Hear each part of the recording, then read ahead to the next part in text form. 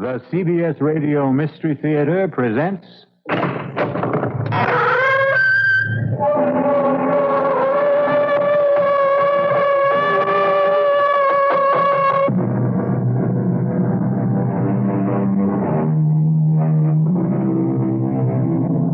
Come in. Welcome. I'm E.G. Marshall. Welcome to the sound of suspense. Welcome to the fear you can hear, but mostly to the world of terrifying imagination. In the story you're about to hear, the heroine is a young woman of 77 who has reached her golden years with her sense of independence intact, with a spryness to her limbs, very good vision, and excellent hearing. But as you are about to learn, there are times when hearing well is not a blessing. I did it, Mrs. Canby. Are you listening to me? I killed Richardson. Oh. I did it. Me. No. I don't want to hear it, Mr. Paulson. Please don't tell me about it. Please.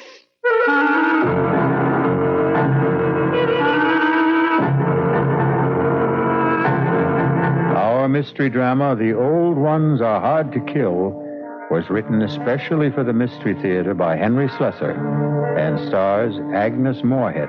It is sponsored in part by Anheuser-Busch Incorporated, brewers of Budweiser, and by the Kellogg Company, makers of Kellogg's Special K cereal. I'll return shortly with Act One.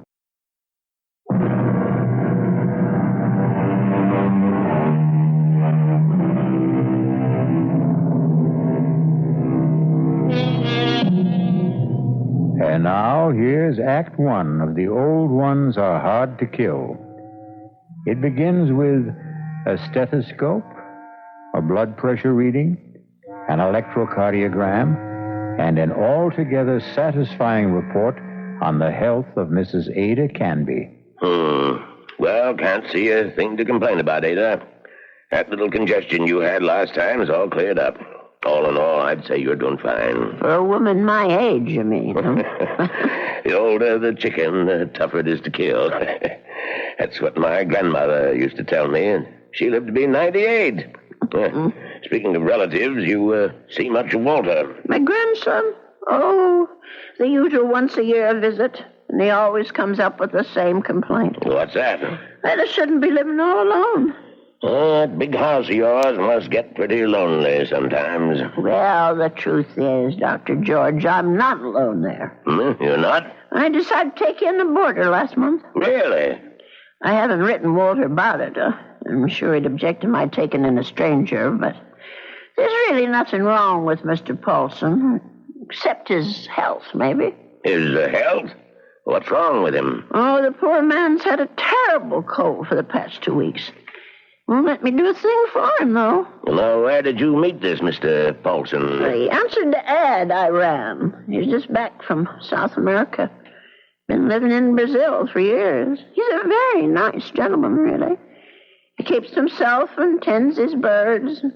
He has the loveliest blue parakeets. You can hear them chirping all over the house. Oh, it's the friendliest sound. Well, I don't see anything wrong with what you're doing, Ada. Just make sure you don't go and catch the man's cold. There's not much chance of that. Poor man hardly ever leaves his room. Well, how much do I owe you? I'll send you the bill. I'm sure you'll forget all about it. Promise me you'll send it.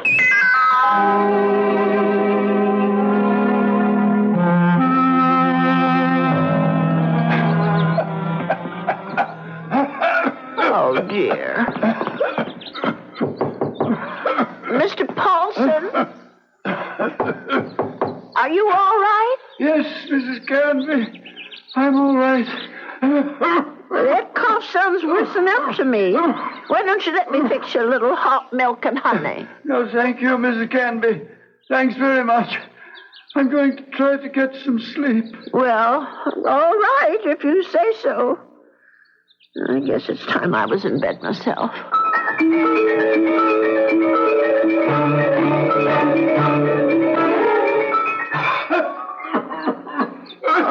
my, listen to that poor man. I wonder if he keeps his birds awake, too. Mrs. Canby, please. For heaven's sake, is he calling me? Mrs. Canby! He is calling me. I'm coming, Mr. Paulson. Oh, no. Where are those darn slippers? I'll be right there. What is it, Mr. Paulson? What's the matter? Mrs. Canby. Mr. Paulson, just look at you. Why didn't you tell me you were so sick? I would have called a doctor. No, too late now. Too late. I know a very good doctor. I saw him only this afternoon. I'll go and call him right now. No, please, listen to me. Well, I've got to get help for you, Mr. Paulson. I'm dying. Confession. Wait, do you want a priest? Is that what you want? Richardson murdered 10 years ago. What? Murder. I did it. I killed him for money. I was paid. Did you hear me? Oh, Lord. Mr. Paulson, do you know what you're saying? Do you understand me? Lindell is innocent. I killed Richardson, not Lindell. Well, let me get help. You can tell them yourself, Mr. Paulson, and the police and the doctor. You tell them, please. Tell them to free Lindell. He's innocent. Tell them I'm the one who killed Richardson 10 years ago. Well, I don't know anything about such things, and I don't want to. I did it. I killed Richardson. I did it. I don't want to hear it. Please don't tell me. Please. Mr. Paulson, Mr. Paulson? Oh, dear God, I think he's gone.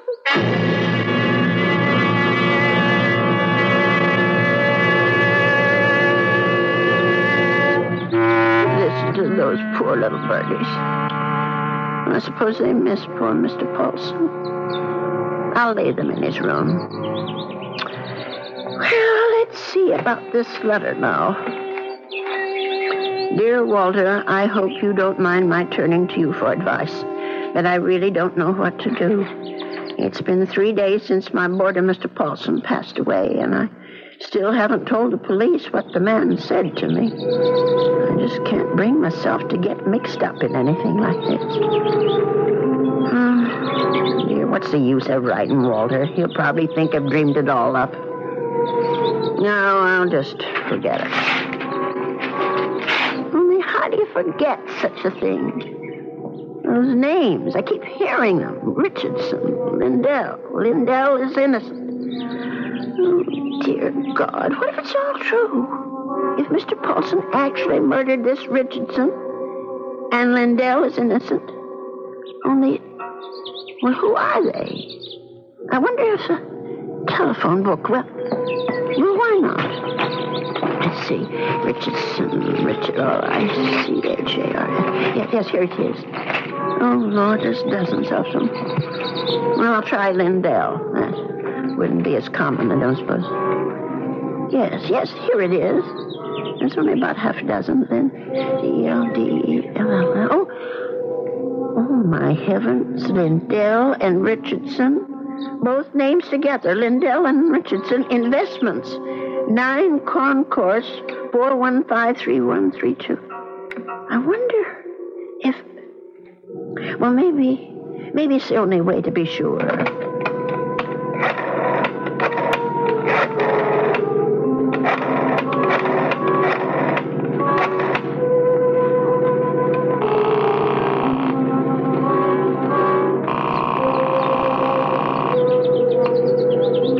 Oh, hello?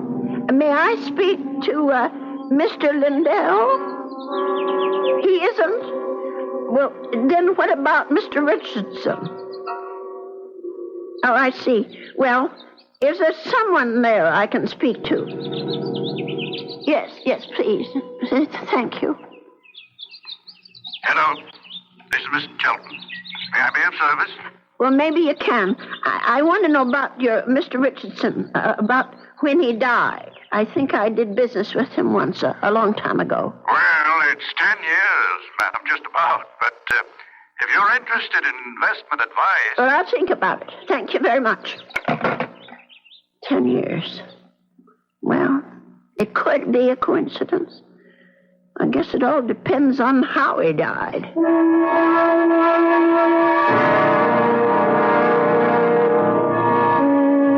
Mrs. Canby, please come in. Have a seat.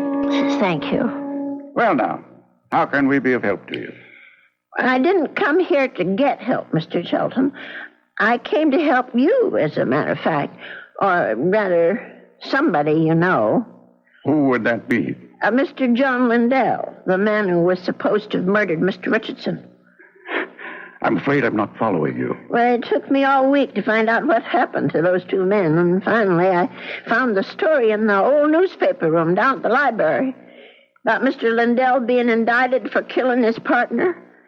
But I'm sure you know the whole story a lot better than I do. Well, of course I know the story, but that was quite a long time ago, Mrs. Canby. 10 years doesn't seem so long when you're my age. Anyway, the point is that I can help your Mr. Lindell, only I can't do it alone. Did you know John Lindell? No, I didn't. Nor Mr. Richardson, for that matter. The man I knew was named Paulson. Who? I rented a room to Mr. Paulson, and he died about 8 days ago of pneumonia. I was there when it happened. Well, that's unfortunate, but... Before he died, Mr. Paulson told me something about Mr. Richardson's murder. He said Mr. Lindell hadn't been responsible, that he, Mr. Paulson, had committed it. For money. Ah, Mrs. Canby, listen to me. It was this man Lindell that bothered him. The fact that he was in prison for something he didn't do. I thought I should tell you this, Mr. Shelton, because you knew both of these gentlemen. It said so in the newspaper. Mrs. Canby, my dear woman. What? I don't know what silly story you heard, but it's completely wrong. There wasn't any question about what happened. This boarder of yours, whatever his name is, merely had an obsession. Well, just the same, I thought you could follow through on this business. Yeah. Tell the police. Because if it is true, Mr. Lindell should be freed. On evidence like that? Well, I don't know anything about evidence. I'm just telling you what I heard. Well, never mind. I suppose I should have told the police myself. Oh, wait, Mrs. Canby. Let me put your mind at rest. John Lindell is no longer in prison. He isn't? He's dead, Mrs. Canby. He's been dead for the last 3 years. Oh. He wasn't a young man when all this happened, when he accused his partner, Fred Richardson, of defrauding him and shot him dead. He died? In prison? Even if all you say is true, that this man was Richardson's murderer, you can't help John Lindell any longer. He's beyond that. But his name, don't you want to clear his name? Have you any proof, any living witness? Just myself. But you'd be willing to involve yourself? Start a whole new investigation? Open up the whole dreadful mess again? Mrs. Canby, do you know that John Lindell had a daughter? No. But wouldn't that be all the more reason to do something? His daughter's married, living in Minneapolis, a husband and 3 children. People have forgotten about her father by now. Would you want that poor woman to see his name dragged through the newspapers a second time? But if her father was innocent... Forget it, Mrs. Canby. That's my advice to you. The old wound is healed. Don't reopen it. Oh, well, it troubles me so. I haven't thought of anything else since it happened. Perhaps if I saw a minister, if I had some advice from a man of God, maybe... Mrs. Canby, now you've said something. Now you've shown me the way. That's where our answer lies, dear woman, in prayer. Mm-hmm. In the forgiveness of our dear Lord. Will you pray with me, Mrs. Canby? Pray? Here? Why not? God is everywhere. Please, join me. Dear Lord, tell us what to do. Give us your divine guidance. Show us the path to righteousness. Mr. Shelton, Help us, O Lord. Help us to understand. Teach us to forgive the sins of others and to forget them. to forget. I feel much better now, Mrs. Canby. Do you? I'm not sure. Let us turn this matter over to God, Mrs. Canby. Not to the police, but to the Lord. It's in his hands now. Don't you agree? Well, in a way, that's true. Since they're dead now. All of them.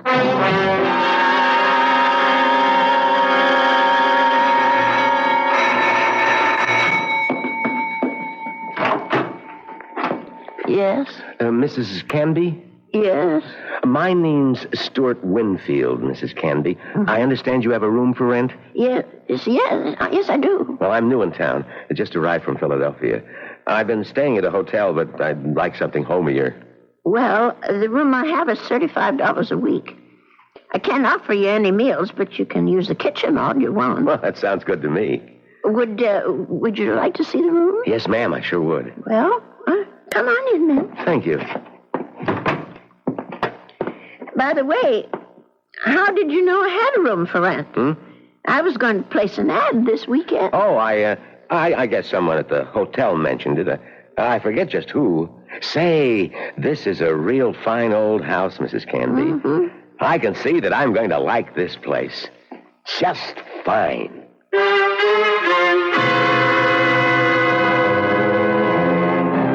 And so Mrs. Canby has a new boarder.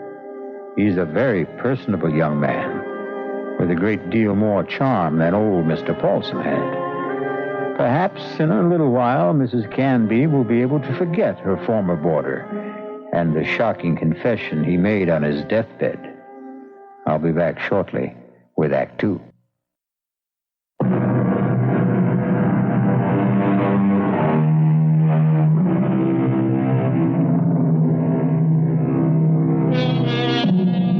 Stu Winfield took no time at all to make himself at home in Ada Canby's big old house. He loved everything about his room.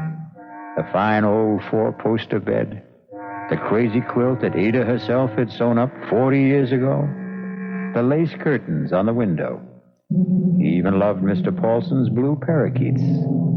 But what he really seemed to like best was Mrs. Canby herself. Just take me 2 minutes to get these clean sheets on the bed, Mr. Here, let me give you a hand. No, I can manage. I've been making this bed for almost 50 years. 50? You've lived in this house that long? Moved in here when I got married back in 1919. My husband David bought it for us. Our only son Ralph was born in it. And you've lost them both? Yes, they're both dead, but I haven't lost them. Oh, yes, I understand, Mrs. Canby. I guess I feel that way about my mom. Your mother's dead? Yes, she died when I was 2. Oh. Listen, Mr. Winfield, are you sure you want these birds in your room? I could take them to the parlor if you want. No, I think they're great. I think everything's great about this house. But there is something you can do for me. What's that? Would you mind not calling me Mr. Winfield? Oh? That's what they call my father. My name's Stuart. Well, all right, Stuart.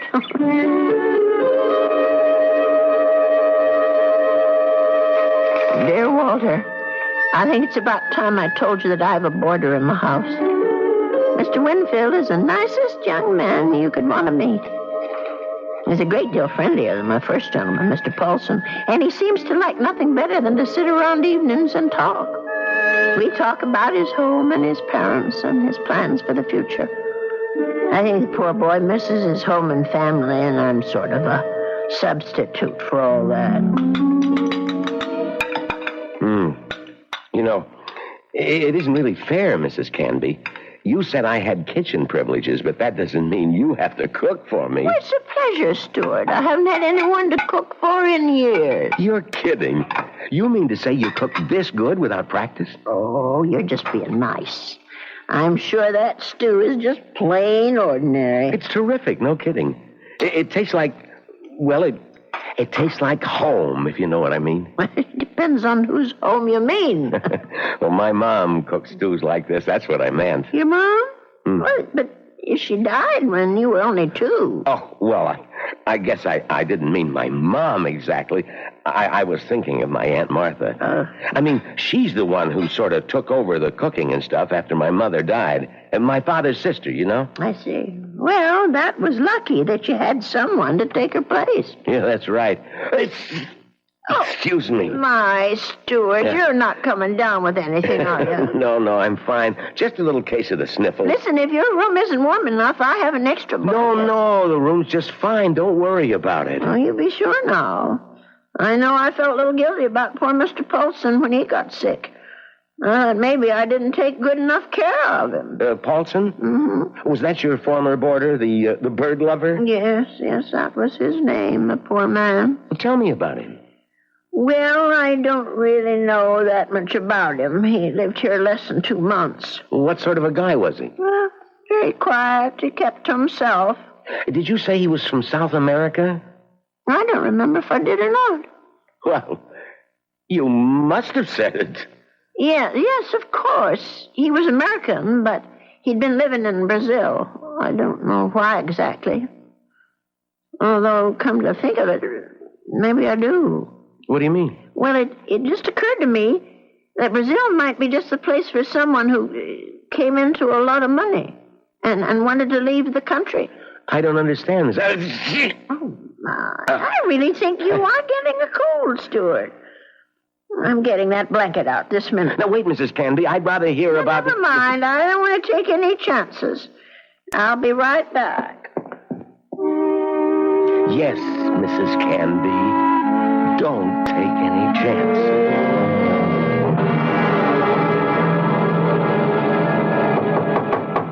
Stuart? Yes? Come in.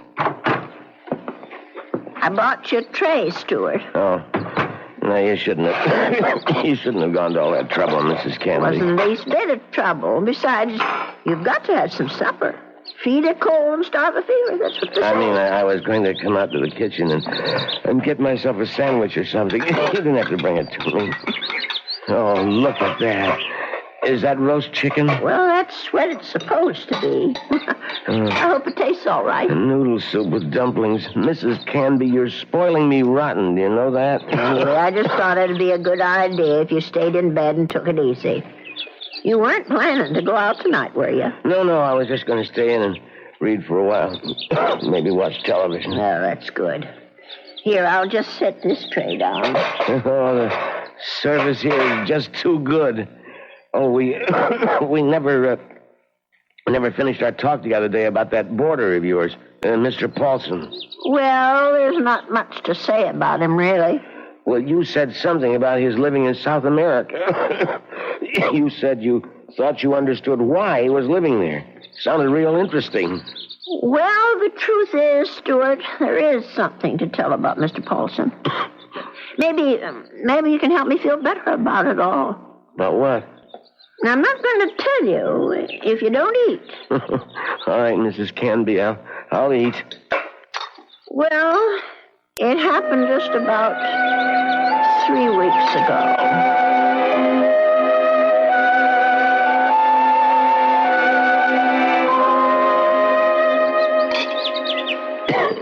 You know something, Mrs. Candy? That's about the best roast chicken I've had in years. I'm sure I spoiled your appetite with all my chatter. No, that was a really interesting story. But what do you think of it all, Stuart? Do you think I did the right thing? Well, frankly, Mrs. Canby, I do.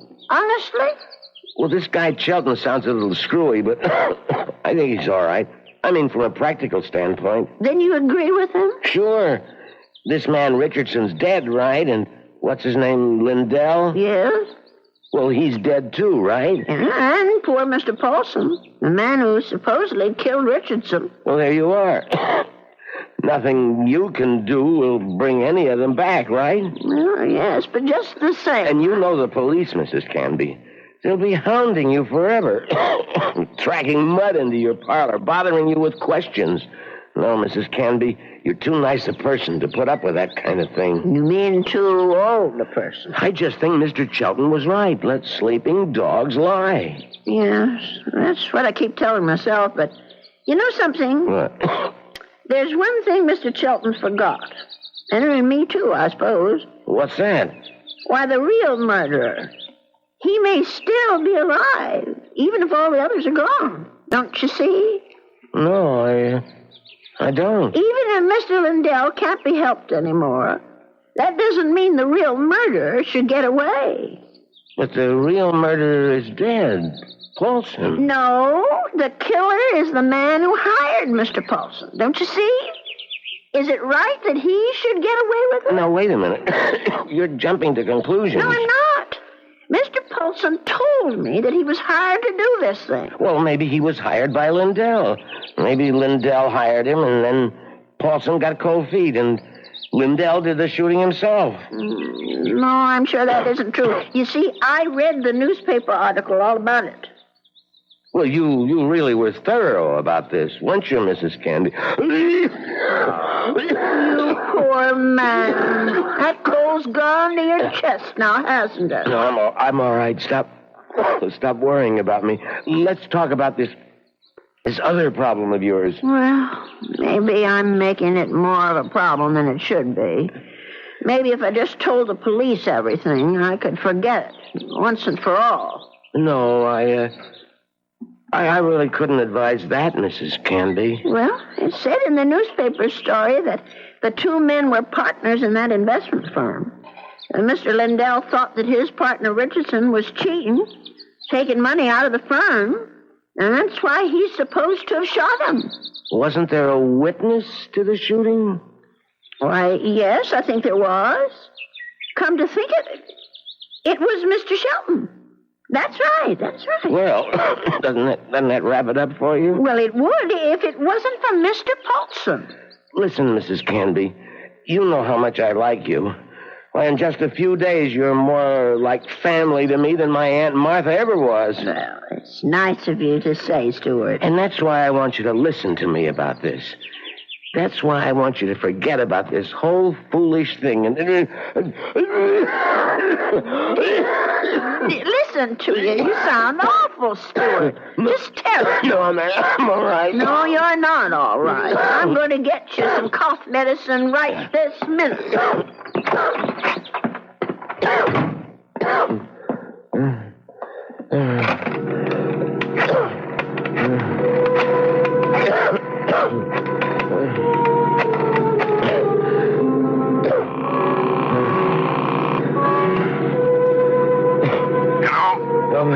Mr. Chelton, it's me, Winfield. Well, what's happening? I think I better stick around for a few more days, Mr. Chelton. The old lady's beginning to get fidgety, if you know what I mean.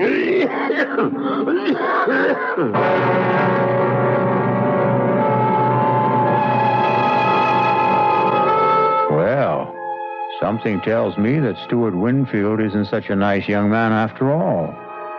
Could it be that he wasn't telling Mrs. Canby the truth about his dear mother and his Aunt Martha? Could he have not told her the truth about his plans for the future? Of course, the real issue is, what sort of plan does he have for Ada Canby's future? I'll be back shortly with Act 3.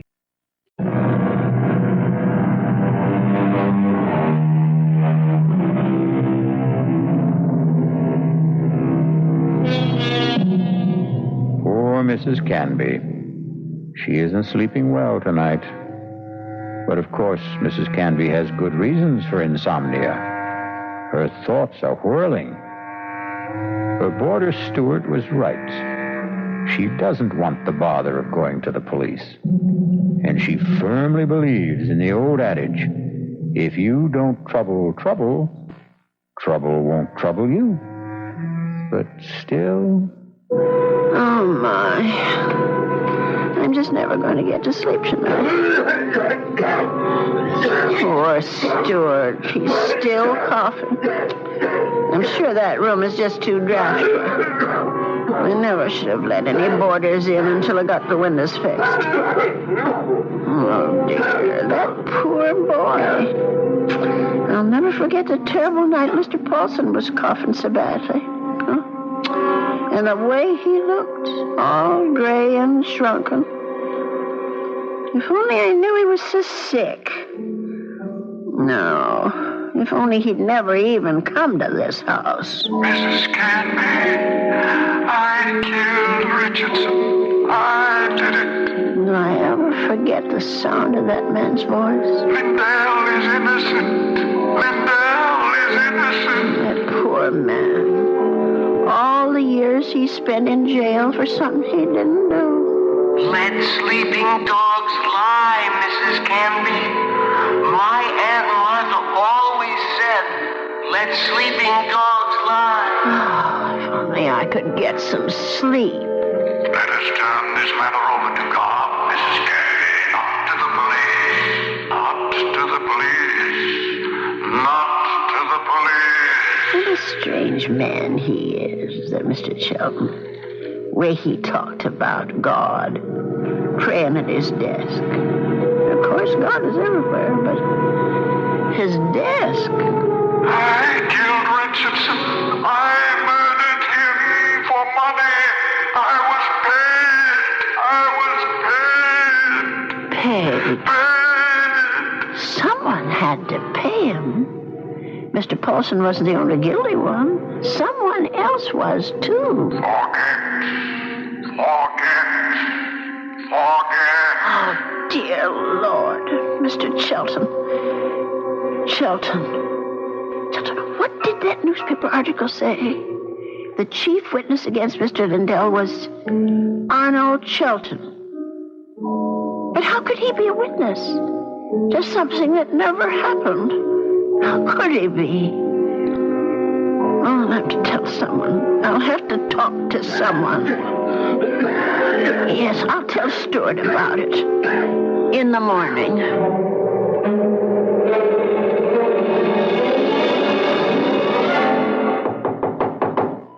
Stuart, are you awake? Yes, I'm up, Mrs. Canby. Come in. Oh, no. Now, don't tell me I'm getting breakfast in bed, too. Well, I know you had a terrible night last night, Stuart. You were coughing much worse than ever. I guess that medicine wasn't very good. Sorry I kept you awake, Mrs. Canby. No, that wasn't your fault. No, something else kept me up. What was that? Oh, my mind, I guess. Maybe I should say my conscience. Well, that sounds serious. Well, it is something serious, Stuart. Well, I might have let a man get away with murder. No, it's even worse than that. He did something worse than murder. You're talking about Paulson again. No, I'm talking about the man who hired Mr. Paulson. He didn't just have that man Richardson shot. He let an innocent person go to jail and die there. Now, that's like committing 2 murders, if you ask me. I have to tell you something that occurred to me last night. Sure, go ahead. Well, it's about Mr. Chelton. Mr. Arnold Chelton. Yeah? Go on. I'm listening. Stuart, I wonder if maybe the reason Mr. Chelton was so upset with me, the reason he didn't want me to go to the police, was because he was afraid. Explain what you mean. Well, what I mean is maybe Mr. Chelton had good reason, besides the one he told me. He was working for both Mr. Richardson and Mr. Lindell at the time of the murder. Well, so what? Well, he was also the chief witness at the trial. A witness for the prosecution. But he saw the shooting, didn't he? But that's just the point. He saw Mr. Lindell shoot Mr. Richardson. Well, that's not what you told me last time. I mean that he was an eyewitness. No, that's right. He didn't actually see the shooting. He was miles away when it happened. I don't quite remember the details.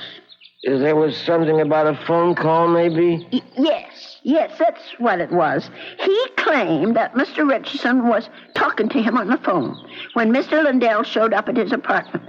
He said that Richardson cried out something about Lindell having a gun. And then he heard the shot. But how could that have happened if the gun was fired by Mr. Paulson? If, Mrs. Canby, that's the big little word, isn't it? If. But don't you see what I'm saying, Stuart? Arnold Shelton had the most to gain. Gain? From what? From both these men leaving the firm. That'll leave the whole thing to him. All those customers, all the investments he handled, all the commissions, or whatever they call it. Are you accusing this guy Shelton of being the killer? Yes. It's the only answer, Stuart. Well, look, if that was the case, the police would have figured it out. But they didn't. There was nothing in the stories I read that pointed any suspicion at Mr. Shelton. I don't suppose it even occurred to them. And now, the company is all his. Well, you don't call that evidence, do you? Well, then why didn't he let me go to the police? Why did he try so hard to talk me out of it? That man was praying, Stuart. He was taking the name of the Lord in vain. Oh, I'm sorry, Stuart. I'm so sorry. I won't bother you anymore. I know what I have to do anyway. Mrs. Candy. I won't Wait. be gone long, Stuart. No, wait. But the minute I get back, I'm going to call Dr. George and ask him to come over. You're sick. Never mind the doctor. Are you calling the police? No, I won't call them. You're right. I don't want them tracking mud in my parlor. I'm going down to the station house and talk to them. I'll get dressed now and go straight there. Please think about what you're doing. I'll tell them what I know, and they can do the rest. Now, you try to eat something, Stuart. Please. Mrs. Candy.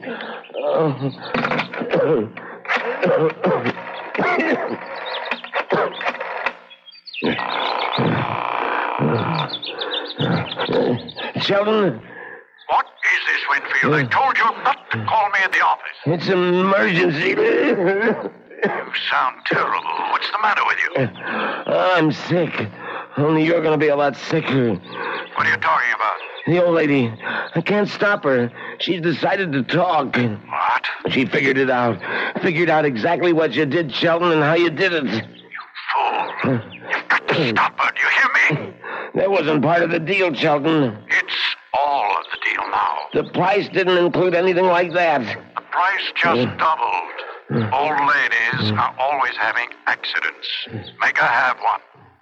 Make her have one now, Winfield. All right. She's gonna have a fall down the cellar steps. Right now. I gotta get my robe on and my slippers. I gotta hurry.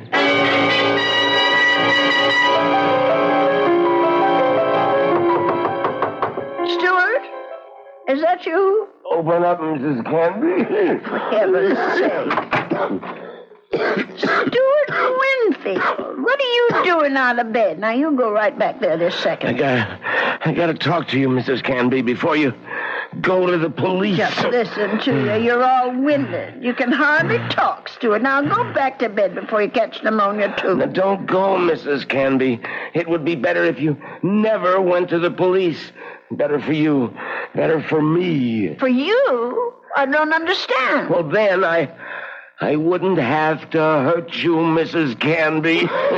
That's what I mean. I wouldn't have to do anything bad to you. Stuart, what in the world are you talking about? Come on, old lady. You're smart, all right. You really think things through. So now, think a little harder. You knew? Stuart, you knew about Mr. Polk? That's right. That's how you knew my room was still rented, because Mr. Shelton told you. Now you're getting there, Mrs. Canby. And that's why you rented it. That's why. You were sent here. Just to watch you, Mrs. Canby. Just to see that you stayed sensible. Shelton censored. Mr. Shelton did. I was hoping you'd never change your mind about calling the police. I didn't want this part of it. This isn't the part I like. Oh, let me go, Stuart, please. Just relax, Mrs. Canby. Just take it easy. Stuart, please, Why, don't. you're as light as a feather, Mrs. Canby. Just like my Aunt Martha would have been if I had an Aunt Martha. Stuart, please, put me down, please. We've got a date now, Mrs. Canby. Let me go! Don't put up such a fight, Mrs. Candy. I'm sick, remember? Just shut your eyes. Please, shut your eyes and don't look down. Oh, God. Stuart, those stairs. Shut your eyes, old lady. They'll all be over.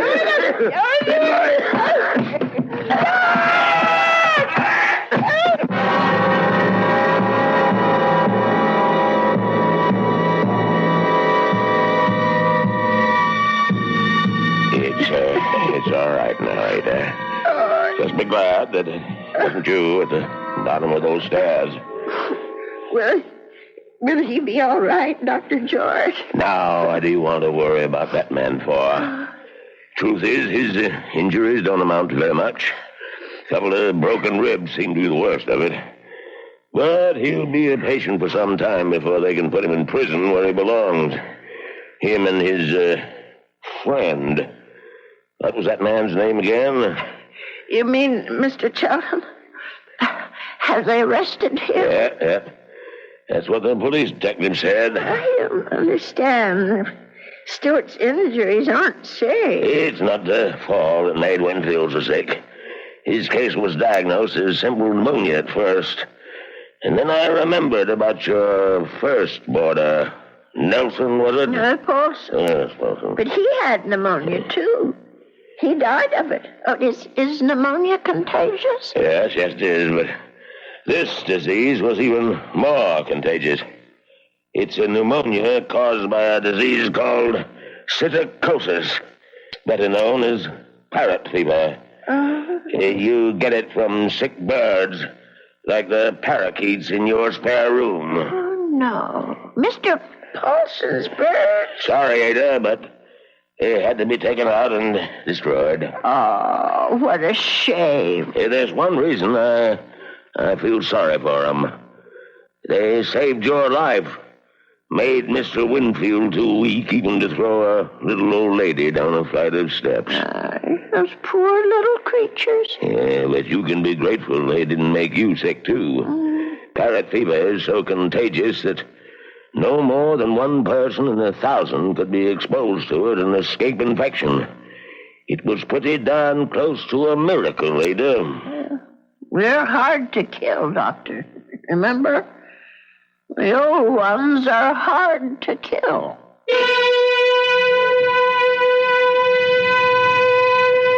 They say that people are living longer than ever before. And when we look at Ada Canby, we can understand why. She's a tough old lady. So tough she could withstand the threats of man, beasts, and bird.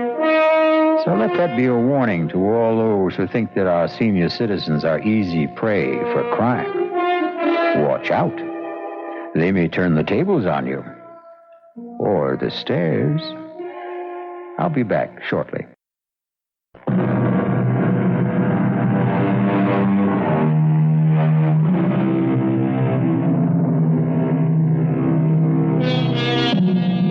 We have one final comment for you on behalf of Ada Canby and old people everywhere.